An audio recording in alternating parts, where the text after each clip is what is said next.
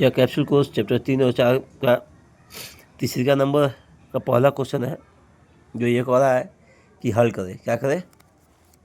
बोल रहा है हल करें।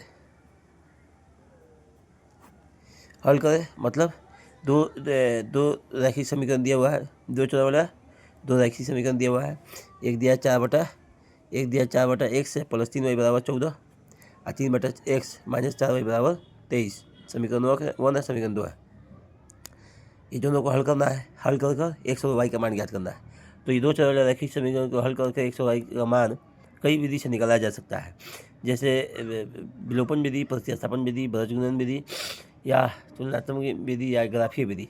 लेकिन इसमें क्या है ना कि हम लोग को इसमें दो चर वाला रैखिक समीकरण को हम विलोपन विधि से हल कर रहे हैं।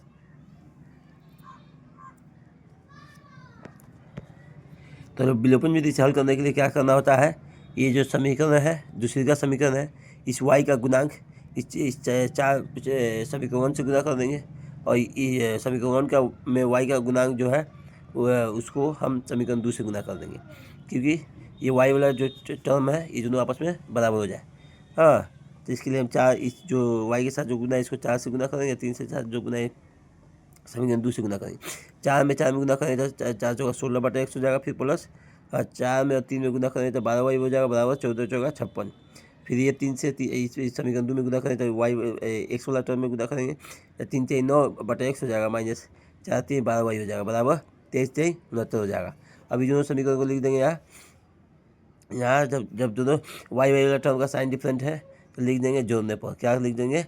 जोड़ने पर। हाँ, जोड़ने पर। तो जब यहाँ अंक दोनों सेम है, साइन डिफरेंट है, दोनों कट जाएगा। 12y अब plus 12y minus 12y cut जाएगा। हाँ, जोड़ने पर लिख रहे थे x वाला टर्म जोड़ेंगे। तो जब दोनों के आधार नीचे सेम हो तो ऊपर वाला जोड़ देंगे। 16 9 25/x हो जाएगा बराबर 56 69 जोड़ेंगे 125 हो जाएगा। अब क्रॉस मल्टीप्लाई करेंगे, 125 में x में गुना करें तो 125x, 25 में 1 में गुना करें तो 25। फिर यहाँ पर 125 गुना में है बराबर इससे जाएगा तो बटे में हो जाएगा। तो फिर यहाँ पर 25/125 हो जाएगा। इसको कटा देंगे 25 से कहीं 25 और 25 25 125। तो x का मान कितना हो जाएगा? 1/5 हो जाएगा। अब x का मान जो 1/5 आया, इसको हम समीकरण 1 में रखेंगे तो y का मान निकालेंगे। लिखेंगे समीकरण 1 से। समीकरण 1 क्या है? यहाँ 4/x प्लस 3y बराबर 14 है।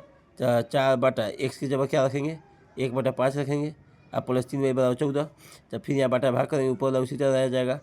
गुना देखें, इसको पलट देंगे, 5/1 हो जाएगा प्लस 3y बराबर 14। 5 में 4 गुना किए 20 प्लस 3y बराबर 14। फिर 3y बराबर क्या हो जाएगा? 14। अंक को एक साथ रखेंगे, चौपद को एक साथ और चौपद को एक साथ, इसलिए प्लस 20 को बराबर साइड भेजेंगे तो माइनस 20 हो जाएगा। तो 3y बराबर 14 माइनस 20। तो यहाँ हो जाएगा अब 3y बराबर -6।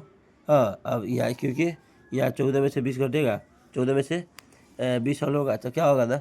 -6 होगा। यहाँ 3 गुना में है, 3 × y बराबर -6, तो 3 गुना बराबर से जाए भेजेंगे तो बाटे में हो जाएगा। 3 से 6 कटा देंगे तो 3 × 6 -2, y का मान -2 और यहाँ x का मान कितना आया था? 1/5। x और y का मान निकलना था, दोनों निकल गया।